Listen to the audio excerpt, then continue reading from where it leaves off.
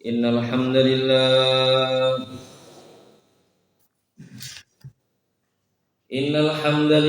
nahmaduhu wa nasta'inuhu wa nastaghfiruh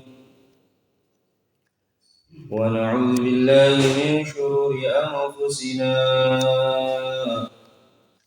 wa min sayyiati a'malina man yahdihillahu fala mudilla lahu wa man yudlilhu fala hadiya lahu. أشهد أن لا إله إلا الله وحده لا شريك له وأشهد أن سيدنا ومولانا وحبيبنا وخليلنا محمدا عبده ورسوله. قال الله تعالى: أعوذ بالله من الشيطان الرجيم. بسم الله الرحمن الرحيم.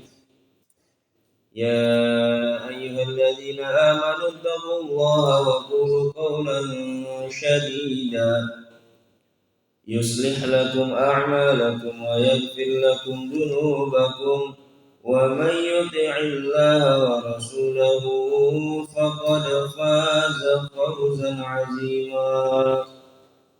وقال رسول الله صلى الله عليه وسلم: من سلك طريقا يلتمس فيه علما سهل الله له طريقا إلى الجنة. صدق الله العظيم.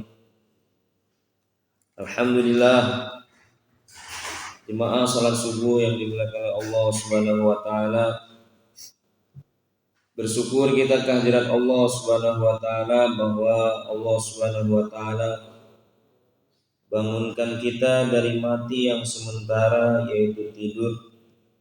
Sehingga ulama sampaikan, siapa yang bangun tidur dia mampu bersyukur kepada Allah seraya mengucapkan alhamdulillahilladzi ahyana ba'dama amatana wa ilaihin nusur, maka hakikatnya orang tersebut lulus dalam ujian iman ketika tidur.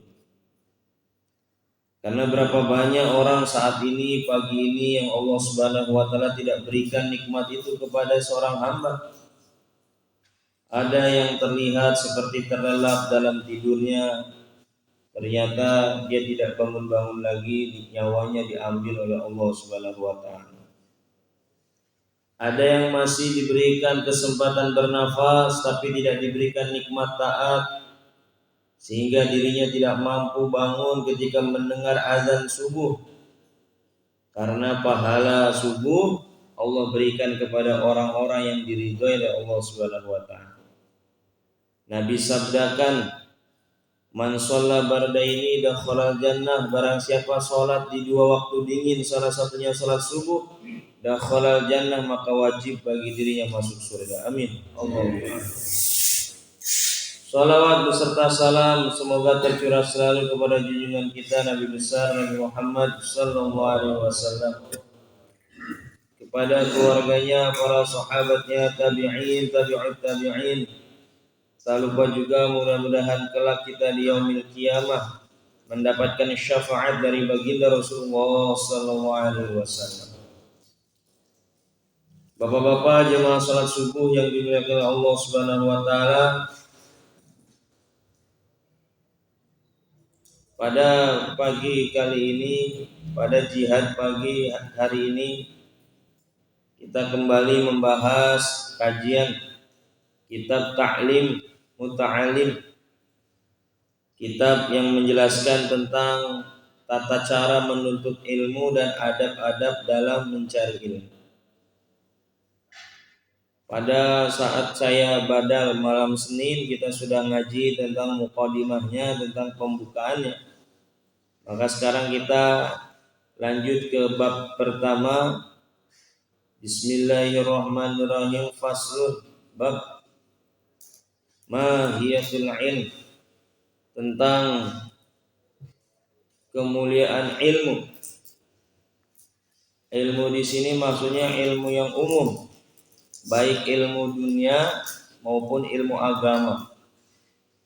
Walaupun pengarang kitab lebih condong menjelaskan nanti fadilah-fadilah mempelajari ilmu agama. Wal fiqhi dan ilmu fikih. Wa fadlihi dan keutamaan ilmu fikih. Pengarang kitab musonif memulai bab pertama ini dengan hadis Nabi qala Rasulullah sallallahu alaihi wasallam.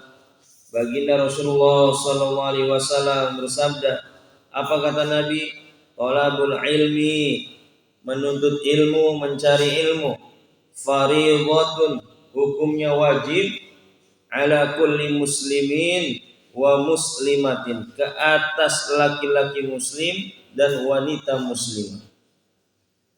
Walaupun secara nas hadis, kalau kita buka di Sahih Bukhari, hadisnya sampai muslimin. Hadisnya talabul ilmi fardhatun ala kulli muslimin. Musannif tambahi wa muslimatin, karena memang wanita solihah, wanita balighah yang dia beragama muslim, beragama Islam, maka dia tertaklif, terhukumi wajib juga menuntut ilmu. Jadi menuntut ilmu ini hukumnya wajib. Ilmu apa saja? Mana dalilnya? Yang barusan kita dengarkan, hadis dari Nabi, thalabul ilmi fardhatun. Menuntut ilmu itu wajib.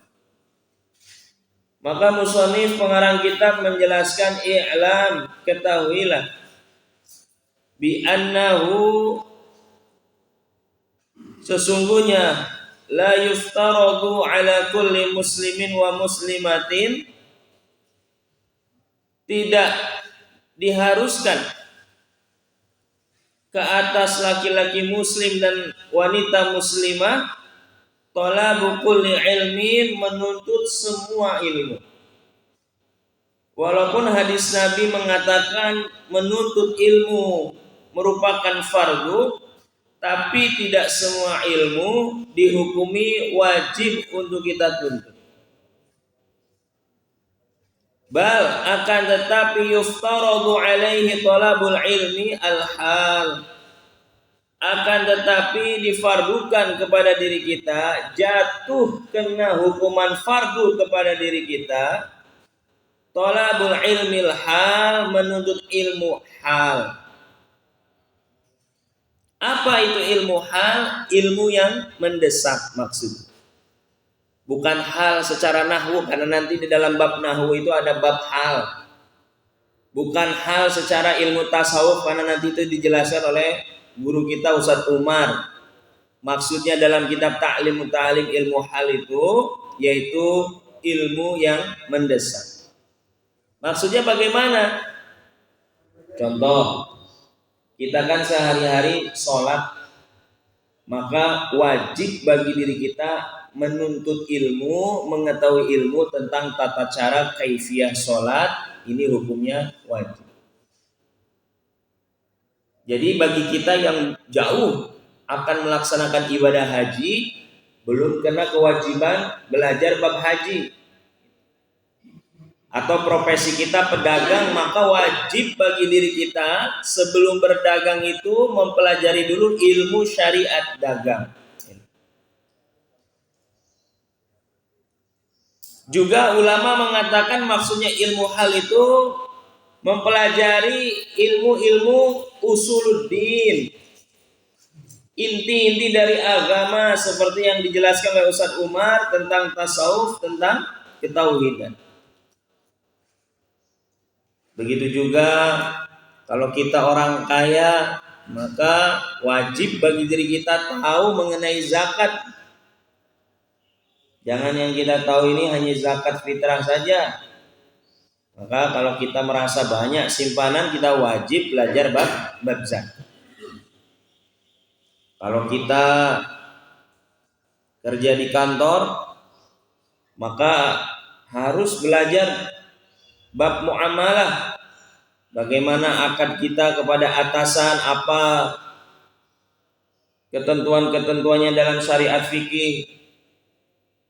Kalau kita seorang ustadz, maka wajib belajar bagaimana menjadi seorang pengajar yang baik secara syariat. Kalau kita pengurus di masyarakat, maka wajib mempelajari ilmu-ilmu itu. Karena semua kehidupan kita itu diatur oleh agama. Begitu juga kita-kita ini yang pengurus masjid ini, wajib belajar fikih masjid. Bagaimana cara mentasarufkan harta masjid, bagaimana cara mengelola masjid, ini sudah diatur oleh syariat. Maka yang dimaksudkan menuntut ilmu itu wajib, terjatuhi hukuman wajib, yaitu ilmu hal, ilmu yang ketika kita kerjakan sehari-hari.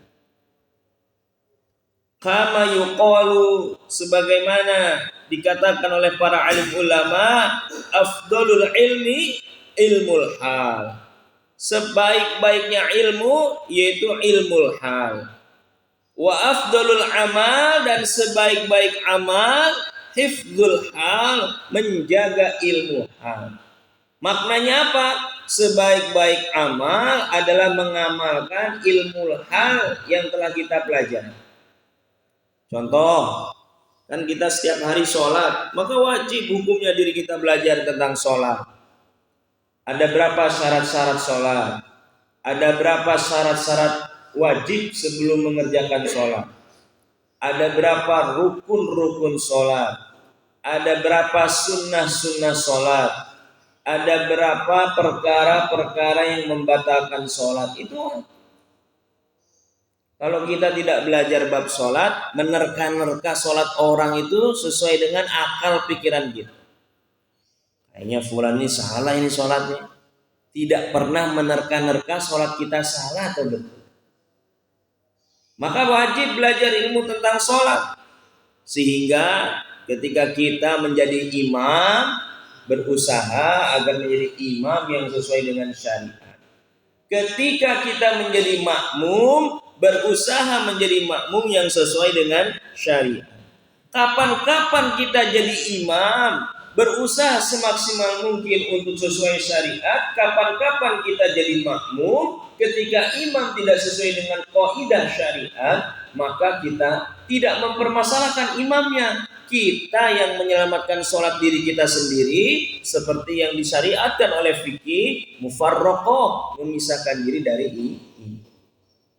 Sebegitu indah syariat ini membungkus kita agar tidak membahas khilafiyah. Kalau kita nggak belajar fikih sholat, habis sholat itu bukan satu hati tapi rame. Habis sholat malah musyawarahkan imam. Bagaimana ini imam? Tidak sah ini imam. Padahal kita sendiri tidak tahu kaifiyah syariat menjadi makmum yang baik. Nah ini contoh. Nanti mendekati Ramadan, maka wajib bagi diri kita belajar tentang puasa Ramadan. Kalau kita mendekati zakat fitrah, kita harus tahu tentang zakat fitrah. Wajib hukumnya, fardhu, hukumnya fard. Jangan kita pedagang tapi nggak belajar ilmu dagang. Kita kehidupan sehari-hari sering sholat, nggak belajar tentang ilmu sholat. Nah, ini yang dilarang oleh agama. Kemudian yuftaradu 'alal muslimi, difardukan ke atas orang muslim talabu ilmi ma yaqa'u lahu fi hali. Nah, ini ulama menjelaskan apa itu ilmu hal. Diwajibkan ke atas orang muslim menuntut ilmu ma yaqa'u lahu fi halihi, yang menjadi kebutuhannya sekarang. Maksudnya yang tadi kebutuhan mendesak. Fi ai halin, dalam keadaan dia saat ini. Fa innahu la budda minas shalah, maka sesungguhnya karena dia sudah kena kewajiban salat, fayuftaradu alaihi ilmu ma yaqa'u lahu fi sholati, maka dia wajib belajar ilmu tentang salat. Biqadri ma yuaddi bihi fardhu shalah, dengan ketentuan kadarnya itu sampai dia betul-betul tahu tentang fardu-fardu salat, tentang yang diwajibkan dalam salat, tentang apa-apa yang dilarang dalam sholat. wa yajibu alaihi ilmu ma yaqaulahu biqadri ma yuaddi bihi al-wajib. Dan wajib bagi dia belajar ilmu yang sedang dia jalan. Kayak tadi, kalau kita berdagang, maka kita wajib belajar fikih dagang, fikih tijarah. Li'anna ma yutawassalu bihi ila iqamatil fardi yakunu fardhu. Kata-kata ini menjadi kaidah fikih. Apa kaidah fikih? Perkara yang mengantarkan kepada kewajiban itulah menjadi wajib. Ma la yutimal wajib illa bi fawal wajib. Dalam kitab Asbah wa Nadhair Usul Fiqh dikatakan ma la yutimal wajib illa bi fawal wajib, mengantarkan perkara yang menjadikan wajib itulah disebut wajib. Contoh, wudu dalam fikih wudu, salah satu fardu wudu yaitu membasuh kedua tangan sampai siku. Maka yang tadinya kalau kita menyingsingkan lengan baju itu hukumnya mubah, kalau dengan kita tidak menyingsingkan baju maka sikut kita tertutup, maka menyingsingkan baju juga termasuk fardu, termasuk wajib. Kenapa? Karena wudu yang sempurna sebab menyingsingkan lengan baju ini. Maka perkara yang mengantarkan kepada kewajiban itulah menjadi wajib. Wa kadzalika fi shaum, begitu juga kalau kita puasa, maka wajib bagi diri kita belajar ilmu tentang puasa, wa zakah, dan juga zakat. In kana lahu malun, jika diri kita itu memiliki harta. Bukan berarti berarti ini kita nggak usah ngaji fikih puasa ini karena masih jauh Ramadan, maksudnya belum kena ketentuan hukum wajib. Wal haji in wajaba alaih, dan kita wajib belajar tentang ilmu haji ketika kita sudah kena ketentuan wajib haji, yaitu ketika sudah mampu. Wa kadzalika fil buyu, begitu juga tentang buyu, tentang jual beli. In kana yattajiru, jikalau kita memang seorang pedagang. Kila, seperti dikatakan li Muhammad bin Hasan rahimahullah ta'ala kepada Muhammad bin Hasan. Muhammad bin Hasan ini salah satu murid kesayangannya Imam Hanafi. Imam Hanafi itu kalau tidak salah punya murid kesayangan dua-duanya jadi ulama besar yang bermazhab Imam Hanafi. Pertama Muhammad bin Hasan, kedua Abu Yusuf kalau tidak salah. Yang kedua Abu Yusuf. Nah, di dalam kitab ini diceritakan tentang Imam Muhammad bin Hasan. Kila dikatakan li Muhammad bin Hasan kepada Imam Ahmad bin Hasan. Ada orang nanya kepada Imam Ahmad bin Hasan rahimahullah ta'ala, ala tusannifu kitaban fi zuhdi, wahai Imam. Ini orang bertanya kepada Imam Ahmad, Imam Muhammad, kenapa kamu tidak mengarang kitab tentang zuhud? Karena Imam Muhammad ini fokus mengarang kitab-kitab fikihnya Imam Hanafi, mazhab mereka mazhab Imam Hanafi. Imam Muhammad ini nggak ngarang kitab zuhud. Apa sih zuhud itu, Pak? Zuhud itu perasaan tidak bergantung kepada dunia, inilah zuhud. Jadi nggak mesti zuhud itu pakaian sederhana, rumah sederhana, kendaraan sederhana, itu tidak. Tapi apa itu zuhud? Zuhud itu adalah perasaan yang tidak ada, perasaan yang kita miliki yang tidak menginginkan dunia, itulah zuhud. Jadi kalau zuhud diartikan tidak memiliki harta itu mustahil. Abu Bakar punya 8 toko, Sayyidina Utsman, Sayyidina Abdurrahman ibnu Auf, itu tidak. Abu Bakar tetap dikatakan orang zuhud karena 8 tokonya tidak melalaikan dirinya kepada Allah Subhanahu wa ta'ala. Sayyidina Utsman, Sayyidina Abdurrahman ibnu Auf tetap dikatakan orang zuhud karena walaupun kaya tidak melalaikan mereka kepada perintah-perintah Allah Subhanahu wa taala. Apa itu zuhud? Tidak ada perasaan kepada dunia yang membuat diri kita condong kepada dunia. Inilah zuhud. Maka Imam Muhammad itu ditanya, kok nggak ngarang kitab zuhud gitu. Maka qala Imam Muhammad menjawab, sonnaftu kitaban fil buyu, sungguh saya telah mengarang kitab buyu, kitab jual beli. Disuruh ditanya kenapa tidak bikin kitab tentang zuhud, jawabannya malah iya, saya sudah ngarang kitab jual beli. Kan jual beli mah masuknya ke bab fikih, Pak. Kalau dilihat dari jawaban ini, jawaban imam ini membingungkan. Apa maknanya? Kok disuruh diminta mengarang kitab zuhud, malah imam menjawab saya sudah mengarang kitab jual beli. Yakni maknanya az-zahidu, zuhud, hakikatnya zuhud, hakikatnya menjaga diri, man yataharrazu anis subuhat wal makruhat, yaitu menjaga perdagangan kita dari perkara subhat wal makruhat, dan perkara-perkara yang makruh dan perkara-perkara yang haram. Maksudnya apa? Kalau kita pedagang, belajar syariat, belajar fikih tentang buyu, tentang jual beli, akan buat kita menjadi orang zuhud.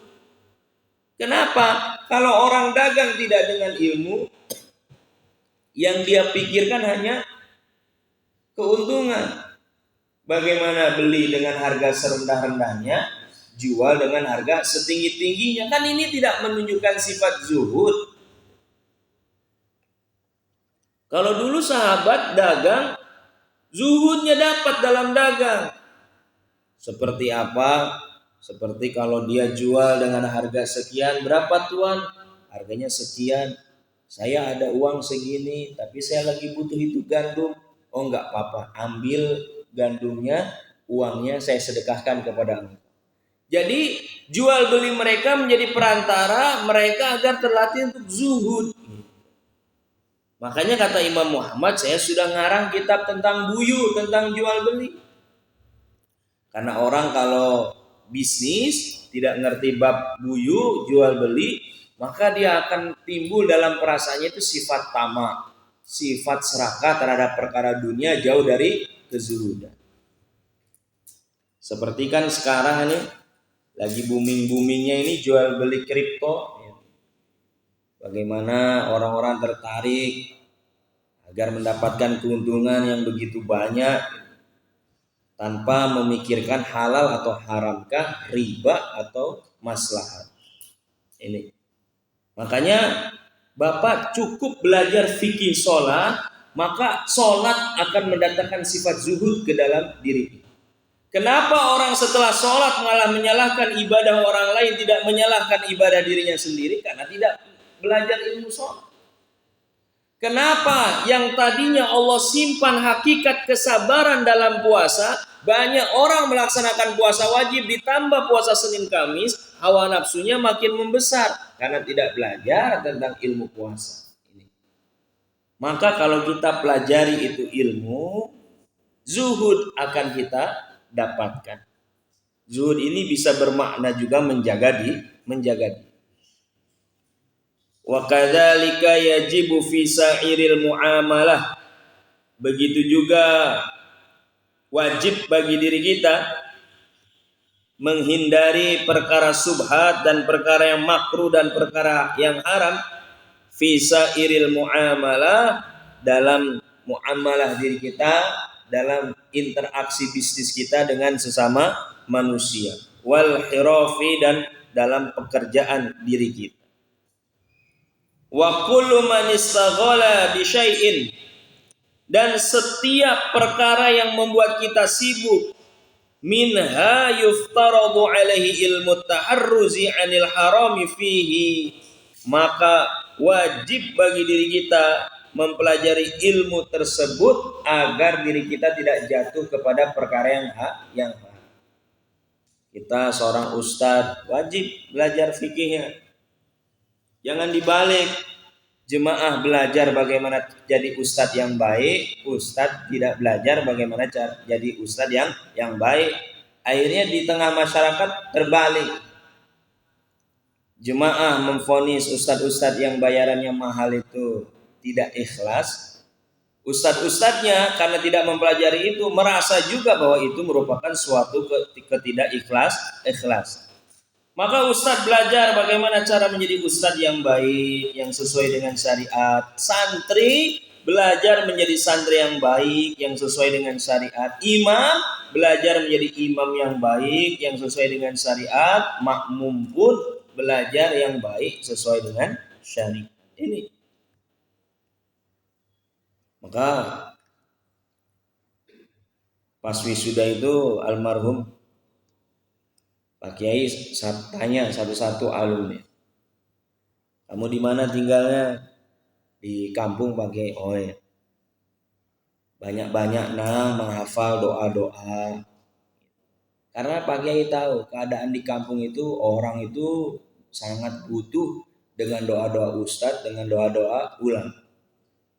Makanya bapak-bapak suka lihat kalau mudik gitu ya, ustadz-ustadz itu di kampung itu nggak berhenti-berhenti tamu. Minta doa, ya doa anaknya sakit, ya doa besok mau panen, ya doa besok mau hajat biar nggak ada hujan. Sangkanya ustadz ini pawang hujan apa? Maka di saat yang satu ditanya lagi sama Pak Kiai, kamu tinggal di mana? Pas yang ditunjuk saya, Dur. Yang saya itu kalau dipanggil Pak Kiai itu Dur. Abdurrahman itu jadi Dur. Dur, tinggal di mana? Sekarang info ibu saya Pak Kiai. Karena saya waktu itu belum ke sini. Info ibu saya di Perum Bang ya. Banyak-banyak belajar fikih Dur.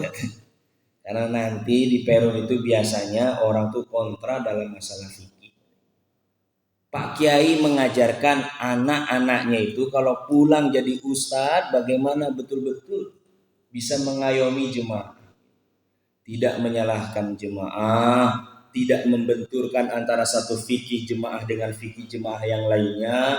Bagaimana yang membedakan ijtihad mereka, tetap mereka bisa duduk dalam satu majelis, itulah ustadz, itulah guru yang sukses. Sebagaimana Imam Syafi'i rahimahullahu ta'ala bisa mendidik anaknya, bisa mendidik muridnya sehingga menjadi seorang ulama yang besar walaupun ketentuannya tidak sesuai dengan gurunya yaitu Imam Hambal. Imam Hambal ini muridnya Imam Syafi'i. Tapi bagaimana ijtihadnya Imam Hambal berbeda dengan Imam Syafi'i, tidak menyalahkan guru. Bahkan takzim kepada gurunya. Berapa banyak saat ini murid-murid, santri-santri yang mencari-cari kesalahan seorang gurunya, kesalahan ustadznya, sehingga Allah lemparkan dirinya dari keberkahan ini. Dulu itu kalau satu ustadz, satu kiai dengan kiai yang lainnya berdebat, tidak dibicarakan oleh santri-santrinya. Bukan kapasitas kita. Begitu juga ketika ada jemaah bertikai satu sama lain, bagaimana seorang ustadz tidak berpihak kepada salah satu jemaah, tapi mendamaikan sesama jemaah. Dulu ada pengarang kitab Hayatus Sahabat, Maulana Yusuf Al-Kandahlawi dari India. Itu kakeknya itu Maulana Ilyas rahimahullah ta'ala dijelek-jeleki oleh salah satu ulama di depan forum, di depan podium, di depan mimbar, yang itu ulama itu banyak sekali santri-santri. Itu Imam Yusuf dengar dari telinganya itu malah datang ke majelis ulama tersebut, duduk paling depan. Berapa lama Ustadz itu, kiai itu menjelek-jelekan kakeknya, dia nggak tahu kalau di depan itu Maulana Yusuf. Maulana Yusuf duduk di paling awal, pulang paling belakang. Pulang tuh nggak ngomong, nggak marah. Kamu jelek-jelekan kakek saya, ilmu kamu baru segitu, enggak. Setelah dengar pengajian, dia cium tangan kiainya, dia pulang. Begitu, dan bukan sekali, terus gitu. Kalau sekali kan ada kemungkinan mau tahu kapasitas ilmu. Ini berkali-kali. Sampai ulama itu bingung, nanya ke pelayannya. yang sering duduk di depan saya itu siapa itu? Beliau adalah Maulana Yusuf Al-Kandahlawi, cucunya Maulana Ilyas rahimahullah. Kaget ya. Yang setiap hari saya jelek-jelekan kakeknya ini, kok cucunya duduk paling depan? Maka besoknya pas datang itu dirangkul, dipeluk. Ini jadi bukan kapasitas kita untuk mengomentari pertikaian antara satu ustadz dengan ustadz lainnya. Biarkan ilmu mereka yang menyelesaikan masalah mereka. Maka ini pentingnya belajar ilmu hal. Kemudian ulama melanjutkan wa kadzalika yuftaradu alaihi ilmu ahwalil qalbi minat tawakkuli. Wa kadzalika begitu juga yuftaradu alaihi ilmu ahwal, wajib ke atas diri kita belajar tentang ilmu ahwal. Apa itu ilmu ahwal? Keadaan hati. Minat tawakkuli, seperti kita belajar tawakal. Apa itu ilmu tawakal? Bukan taramawa bekal. Tawakal itu belajar menerima apapun keputusan Allah Subhanahu wa ta'ala. Kalau dirinya diputuskan jadi orang kaya, maka dia tawakal menjadi orang kaya. Kalau dirinya diputuskan menjadi orang miskin, dia tawakal menjadi orang miskin. Ini kenapa kok penting belajar ilmu tawakal? Orang kalau tidak belajar ilmu tawakal, nanti dia akan sombong, merasa bahwa semua yang dia miliki saat ini adalah hasil jerih payahnya sendiri tanpa bantuan dari Allah Subhanahu wa ta'ala. Ini makanya penting belajar ilmu tawakal ini, Pak. Bahkan yang lebih parah, orang kalau nggak belajar ilmu tawakal, dia akan menyalahkan takdir Allah Subhanahu wa ta'ala. Saya ini udah sering sholat, kenapa anak saya ini sakit? Tetangga saya nggak pernah sholat, dunianya maju. Saya ini sering sholat kok begini-begini saja. Ini karena nggak belajar ilmu tawakal. Dulu ada seorang ulama. Kebetulan ulama ini tajir orang. Tajir itu kan kalau dulu pedagang. Sekarang itu tajir itu sebutan untuk orang kaya. Ulama ini tajir, punya beberapa kapal. Kapalnya ini untuk ngangkut kayu. Akhirnya setiap ba'da asar itu ulama ini fokus zikir di masjid sampai menjelang waktu maghrib. Pas semua kapal ini ulama berangkat mengantarkan kayu, gak lama ada santrinya menepuk pundaknya. Pak Kiai, kapal Pak Kiai ada berita tenggelam di tengah laut. Maka Pak Kiai mengucapkan alhamdulillah. Gak lama itu santri balik lagi. Pak Kiai, mohon maaf, ternyata yang tenggelam itu bukan kapal Pak Kiai. Saya salah informasi. Kata Pak Kiai itu alhamdulillah. Maka santri ini, karena santri itu memang kritis, Pak. Santri ini tanya ke Kiai, Pak Kiai, waktu saya beritakan kapal Pak Kiai tidak jadi tenggelam, Pak Kiai ucapkan alhamdulillah, masuk akal. Pak Kiai bersyukur kapal Pak Kiai tidak jadi tenggelam. Pas saya kabarkan kapal Pak Kiai tenggelam, kok Pak Kiai ucapkan alhamdulillah, ini yang nggak masuk di akal. Kata Pak Kiai, waktu kamu beritakan kapal saya tenggelam, saya lihat hati saya berubah atau tidak perasaan saya kepada Allah. Oh, ternyata tidak berubah, tetap bersyukur kepada Allah, maka saya ucapkan alhamdulillah. Ini.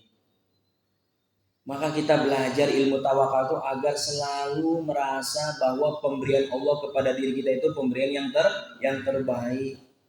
Kalau Allah kasih kesehatan, kita ucapkan alhamdulillah. Kalau kita dikasih sakit pun kita ucapkan alhamdulillah. Berarti sakit kita itu pemberian yang terbaik dari Allah Subhanahu wa ta'ala. Ambil hikmah yang baik-baiknya saja. Jangan selalu kusala. Kalau dalam Al-Quran itu diejeknya itu kusala. Selalu berkeluh kesah gitu. Tanggal muda keluh kesah, apalagi tanggal tua ini. Maka penting belajar ilmu tawakal. Wal inabah, dan inabah itu belajar tentang ilmu Segala sesuatu kita kembalikan kepada Allah Subhanahu wa taala. Ketika orang memuji kita, kita inabah. Kita kembalikan bahwa alhamdulillah segala pujian itu hanya milik Allah Subhanahu wa taala. Makanya kenapa ulama-ulama dulu kalau dipuji itu selalu begini Pak, nutupin hatinya, nutupin dadanya, biar tidak menghantam, menjatuhkan pujian dari manusia itu ke dalam kesombongan. Karena pujian yang mematikan itu pujian yang di depan orang. Oh Ustaz, memang Ustaz lah ya. Bapak ini memang begini-begini. Itu hakikatnya menghancurkan orang yang kita puji. Sahabat itu, kalau memuji sahabat-sahabat yang lainnya itu tidak di depan sahabat, di belakang. Kita itu dibalik. Kalau memuji di depan, menghina, mencaci maki di belakang. Tapi kalau dulu orang dihina, sahabat dihina itu langsung di depan. Sehingga hinaan tersebut menjadikan tarbiyah, menjadikan pelajaran, pendidikan, akhlak kepada para sahabat.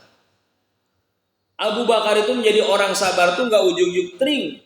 Abrakadabra jadi orang sabar tuh tidak. Dididik oleh Nabi bertahun-tahun. Sampai pada puncaknya itu Abu Bakar pas dihina-hina sama orang, Abu Bakar tuh diam saja Pak. Padahal yang hina Abu Bakar itu orang yang di bawahnya Abu Bakar. Dalam status sosial di bawah Abu Bakar, dalam segi keilmuan di bawah Abu Bakar, tapi Abu Bakar pas dicaci maki itu diam saja.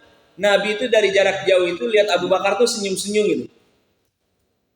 Akhirnya Abu Bakar salah paham tentang senyuman Nabi.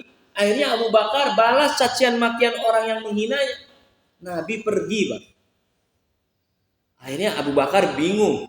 Waktu saya dicaci maki, saya diam aja, Nabi senyum. Pas saya balas, kok Nabi pergi? Dikejar itu Nabi. Kata Abu Bakar, ya Rasulullah, waktu saya dicaci maki, engkau tersenyum. Tapi ketika saya balas, engkau pergi. Maka kata Nabi, wahai Abu Bakar, ketika engkau dicaci maki, engkau tidak membalas, saya melihat di atas kepala engkau, malaikat-malaikat mendoakan kebaikan untuk engkau, maka saya tersenyum melihat itu. Ketika engkau membalas cacian makian orang itu, maka malaikat pergi, saya pun pergi, karena tidak ada lagi malaikat di sekitar ini. Walaupun secara syariat, Bapak dicaci maki orang, Bapak balas caci makian itu dengan setara cacian. Seperti, kamu dasar jelek. Itu kita kalau nggak balas tuh kita dapat pahala. Tapi kalau kita balik, kamu juga jelek gitu. Itu imbang, Mak. Itu imbang.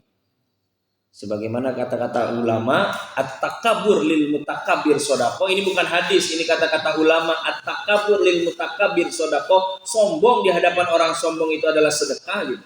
Ada orang sombong kepada diri kita perkara ilmu, kita lebih sombong lagi, itu sedekah.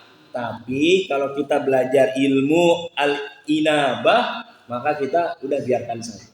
Oh iya Pak, memang Bapak lah yang ilmunya tinggi, saya ini rendah. Ini kalau sudah belajar ilmu inabah. Ilmu apa lagi yang wajib kita pelajari? Wal khosyah, dan perasaan takut. Orang kalau nggak belajar ilmu takut Pak, akan salah menempatkan takutnya. Perkara dunia berani, perkara agama takut. Pak, ayo jadi apa ya? Saya mau ngomong. Contoh belajar apa? Tidak tepat dalam menempatkan rasa takut ini. Contoh, Pak, ayo berjamaah. Kita bikin qiyamul lail berjamaah di masjid. Takut saya. Jam 2 ini lagi ngeri-ngerinya kan gitu. Ini salah menempatkan takut ini.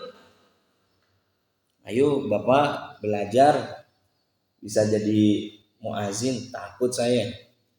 Nah, ini salah menempatkan perasaan takutnya. Waridho, dan belajar tentang ilmu ridho juga wajib. Fa innahu waqi'un fi jami'il ahwal, karena sesungguhnya perasaan-perasaan itu harus muncul setiap ahwal, setiap keadaan apa. Yang terakhir, wa syaraful ilmi, kemuliaan ilmu, la yakhfa'al ahadin, Allah tidak samarkan kepada siapapun. Allah buka kepada siapapun tentang kemuliaan ilmu. tidak bisa disamakan antara orang berilmu dengan orang yang tidak berilmu. Id huwa mukhtasu bil insaniyah, karena ilmu itu hanya dikhususkan untuk manusia. Hewan itu enggak diharuskan memiliki ilmu, itu tidak harus. Makanya yang membedakan diri kita dengan hewan adalah ilmu. Kenapa? Li'anna jami'al khisal, karena kalau sifat-sifat yang banyak, semua sifat umum, siwal ilmi, selain ilmu, yashtariku fihal insan wasairul hayawanat, bisa dimiliki oleh manusia, bisa juga dimiliki oleh hewan. Manusia minum, contohnya, hewan juga minum. Manusia makan, hewan juga makan. Manusia tidur, hewan pun tidur. Kasyaja'ah, seperti berani. Berani itu hewan pun ada yang berani, Pak. Hewan itu banyak yang berani, harimau. Wal jur'ah. Jur'ah itu kalau dalam kamus Munawir itu dan sangat berani. Ada hewan yang berani, contoh kayak King Kong. King Kong ini kan sangat berani gitu. Hewan manapun dilawan sama King Kong. Wal kuwah, dan kuat seperti banteng. Wal jud, dan baik. Hewan tuh ada yang baik, Pak. Wasyafaqah. Syafaqah itu kasih sayang. Sehingga serigala tidak makan anaknya, itu karena punya sifat syafaqah. Nah, kalau manusia berharga hanya dari segi sifat baiknya, segi sifat kasih sayangnya, tapi tidak memiliki ilmu, itu yushtaraku fil hayawan. Biasa saja dalam pandangan agama, karena hewan pun punya sifat-sifat seperti itu. Wa bihi agarullahu ta'ala fadla Adam alaihi salatu wassalam alal malaikah. Itulah kenapa Allah lebih muliakan Nabi Adam dibandingkan malaikat, karena dari segi ilmu. Wa amruhum bisujudi lahu, saking mulianya Nabi Adam dibandingkan malaikat, maka malaikat disuruh sujud. Sujudnya itu lil muhtaram, untuk memuliakan, bukan lil abd, bukan untuk menyembah. Ini makanya kalau kita jadi orang yang berilmu, Pak, maka derajat kita lebih mulia daripada malaikat. Kita bermaksiat karena kita tidak punya ilmu, lebih rendah daripada binatang. Ulaika kal an'am, mereka lebih rendah kata Allah daripada binatang. Balhum Allah, bahkan lebih hina lagi daripada binatang. Jadi jangan bangga, saya lebih baik nggak jadi orang berilmu tapi sombong. Kita itu jangan mau digiring-giring kata-kata begitu, Mbak. Lebih baik jadi orang bodoh tapi tidak sombong daripada jadi orang berilmu tapi sombong. Salah pilihannya. Lebih baik jadi orang berilmu tidak sombong. Istri-istri kita pun digiring begitu kan. Lebih baik tidak berjilbab tapi baik hatinya, daripada berjilbab tapi menggibahi orang. Pilihan yang salah. Lebih baik berjilbab, mulut dijaga. Ini pilihan yang benar. Tidak ada pilihan ketiga, Ustaz, ya harus. Ini, Pak, pentingnya keutamaan menjadi orang berilmu. Wa innama syaraful ilmu.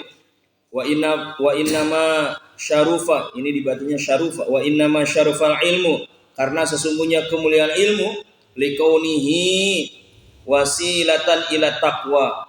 Ilmu itu kenapa mulia? Karena wasilatan ila taqwa, wasilah perantara kita menjadi orang bertakwa. Mustahil orang bisa bertakwa kepada Allah kalau dia tidak punya ilmu. Alladzi yastahiqqu bihil karamah indallahi ta'ala, yang mana ketakwaan tersebut dapat membuat dirinya mulia di sisi Allah Subhanahu wa ta'ala. Jadi orang itu kalau bertakwa kepada Allah mulia. Orang kalau sudah takwa, orang takwa dihina-hinakan tetap mulia. Orang tidak punya ilmu, tidak bertakwa, dimulia-muliakan tetap hina. Was-sa'adah al-abadiyah, dan Ketakwaan itu Pak, kebahagiaan yang abadi. Kama qila li Muhammad bin Hasan bin Abdullah, sebagaimana yang dikatakan oleh Imam Muhammad bin Hasan bin Abdullah. Apa kata Imam Muhammad? Ta'allam, menuntut ilmu lah kalian, berangkatlah mencari ilmu. Fa innal ilma zayyinun li ahlihi, karena sesungguhnya ilmu merupakan penghias bagi pemiliknya. Jadi kalau orang berilmu tuh Pak, lama-lama dirinya itu akan diindahkan oleh Allah, akan diperbagus, akan diperhias oleh Allah. Beda jalannya orang berilmu dengan jalannya orang yang tidak berilmu. Wa fadlun, dan orang berilmu itu punya kelebihan.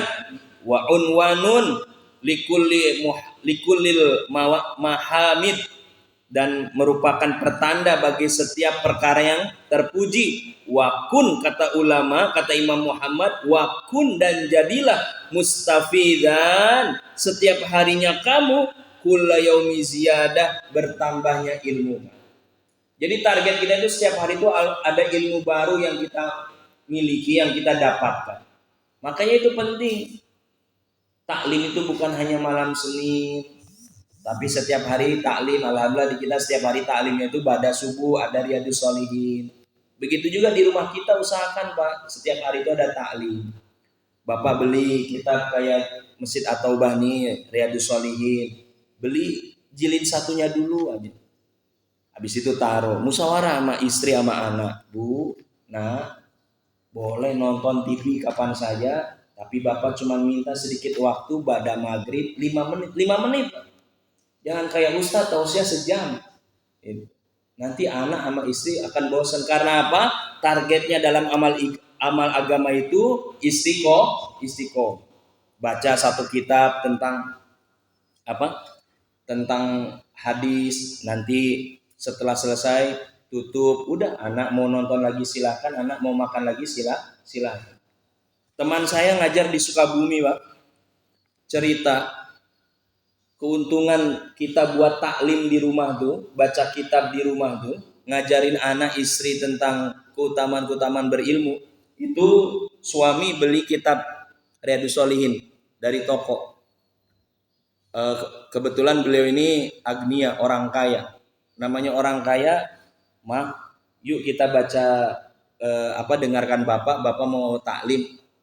Iya Bapak aja dulu, Mama ini sibuk ini ngurus tugas adik dan lain sebagainya. Oh ya enggak. Anaknya pun begitu. Ini ada tugas belum selesai gini. Ya udah. Akhirnya itu suami itu baca kitab, istrinya kemana, anaknya kemana. Dilakukan berterus-terus. Lama-lama istrinya itu bulak-balik apa sih yang suami saya baca, dia duduk, Pak. Anaknya pun ikut duduk. Ternyata tanpa sepengetahuan suaminya, suatu saat karena sekolahnya di sekolah favorit, itu anak disuruh lepas jilbabnya sama sama guru. Itu anak nangis tidak mau buka jilbab. Pas ditanya kenapa, saya pernah dengar ayah saya membacakan kitab bahwa haram bagi seorang wanita membuka auratnya di depan laki-laki yang lain. Anak kecil. Maka ditanya, Bapak baca kitab apa? Saya baca kitab Riyadhus Shalihin. Jadi apa yang kita sampaikan berkali-kali kepada anak istri itu suatu saat akan membekas bagi mereka. Kita ini baru sehari 2 hari taklim, nggak didengarkan sama anak istri, dah pensiun saya, cukup ustadz aja yang taklim, saya nggak usah taklim. Lain.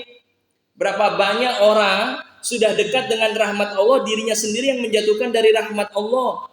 Seperti apa? Kita bangun doa kita bertahun-tahun, berbulan-bulan. Allahumma kfina bihalalikan haramik wa agbina bifadlika amman siwak. Tiap hari kita doa itu. Karena kita ini orangnya pendosa, nggak kayak ulama-ulama. Doa kita itu naik ke langitnya itu merangkak gitu. Besoknya doa lagi, Allahumma kfina bihalalikan haramik wa agbina bifadlika amman siwak. Naik satu tingkat. Pas doa kita itu sudah ada di arasnya Allah Subhanahu wa taala, mau Allah kabulkan. Kita yang menjatuhkan doa kita dengan cara apa? Saya ini doa begitu terus, hutang nggak lunas-lunas, akhirnya itu dilempar sama Allah. Ana inda zonni bi abdi, aku tergantung prasangka hambaku kepada.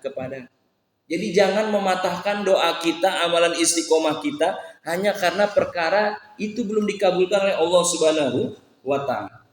Maka target diri kita bertambah ilmu kita. Minal ilmi wasbah fi buhuril fawaid, dan berenanglah kata ulama di lautan faedah. Ini Bapak-bapak yang dimuliakan Allah Subhanahu wa taala, kenapa pentingnya kita duduk dalam majelis taklim Ahad pagi, Ahad malam, duduk ketik mendengarkan khotib khutbah, dan nanti mungkin ada PHBI perayaan hari besar Islam gitu. Mendidik hati kita agar menjadi orang yang setiap hari bertambah ilmu. Ustadz tausiah sejam, minimal ada ilmu agama sejam dalam diri kita. Kita pulang ngobrol ngalor ngidul sama anak istri, kekuatan yang Ustadz sampaikan tuh hanya sehari 2 hari, 3 hari, kemudian lupa apa yang Ustadz sampaikan. Nah, ini pentingnya mustafidan, senantiasa bertambah ilmu kita agar diri kita menjadi orang yang waro, orang yang menjadi penahan diri dari hawa nafsu, dari api nerakanya Allah Subhanahu wa taala. Maka semoga pengajian-pengajian kita di Masjid At-Taubah ini diistiqomahkan oleh Allah Subhanahu wa taala. Sebelum ditutup dengan doa, ada yang mau ditanyakan?